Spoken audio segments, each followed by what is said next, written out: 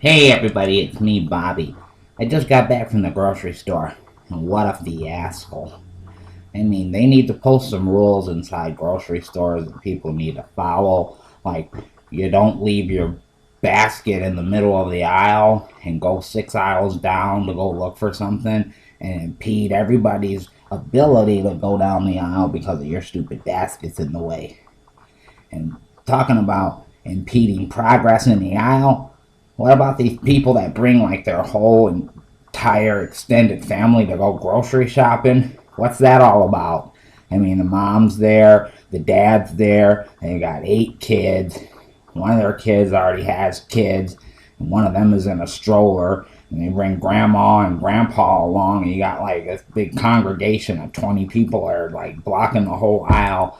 And then they're all just like standing there in the middle of the aisle debating over if they're going to get corn flakes or frosted flakes. And the mom's like, well, we got a little bit of sugar at home, so we could get the corn flakes and they're cheaper. So then it comes down to a family vote or something, and everyone gets their opinion weighed in. And they start off with the little kids, and they all want, the frosted flakes because it's full of sugar. And it goes on and on and on all the way to they get to grandma.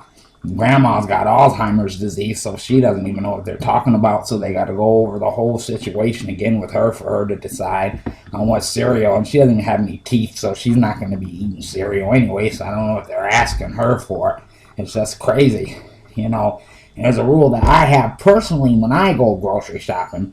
It's like if I make my list out, and when I get to the store, if I've got most of the stuff on my list or enough of the stuff on my list, and I happen to go up by the front of the store and the lines are short, I'm getting in line. I'm getting the heck out of there, because believe me, it's happened before. If you go back around into the store looking for something you're not going to use for 2 or 3 days, or not going to cook till next week, by the time you get that stuff and get back up front, there's like 50 people in every line with baskets full of stuff overflowing, and you're going to be there all day. And Murphy's Law, I always end up getting in that line where the person up front has all those vouchers from WIC, and they're like getting stuff one item at a time. So it's like, they got like one can of formula, and then the cashier beeps it, and then it gives the voucher, and they got to sign like their name and their address and their phone number and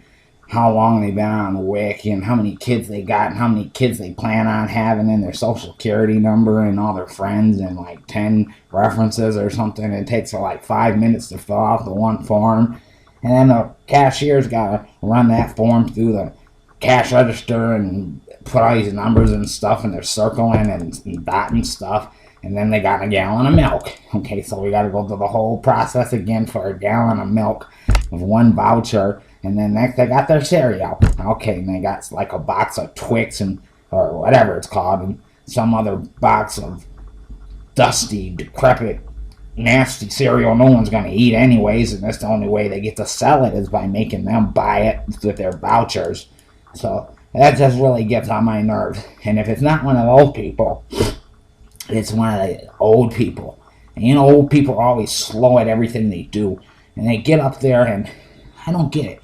Why do they come to the grocery store with a checkbook? I mean, who uses checks at the grocery store anymore? Don't they know their bank offers a debit card that you can just swipe and punch a couple of numbers and you're out of there?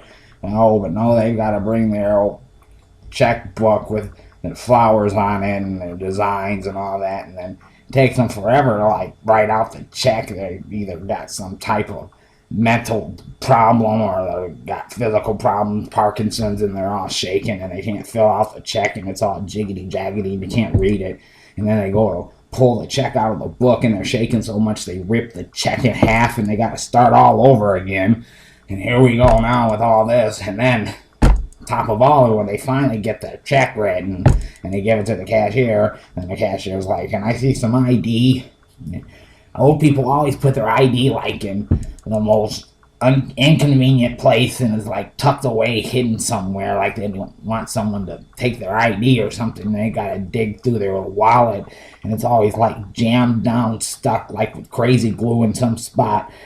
They got their little feeble fingers trying to get a hold of it and pull it out, and they're just shaking and they can't get it out. And you just want to slap that whole wallet out of their hand and say, why don't you just put your ID like in a little plastic badge thing and wear it around your neck with your medic alert thing so you got quick access to it. So when someone wants to know who the heck you are or when you want to fill out another check, you can just give it to them. And then to come to find out the check is like for $2.73. I mean, come on!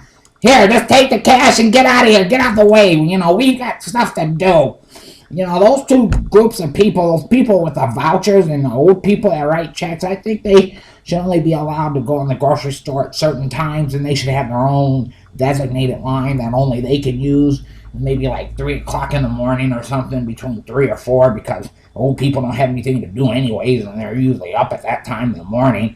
And they should just go in there and have their own line. They can chit-chat and show the checks and vouchers to each other and just have a great old time, but stay out of my way.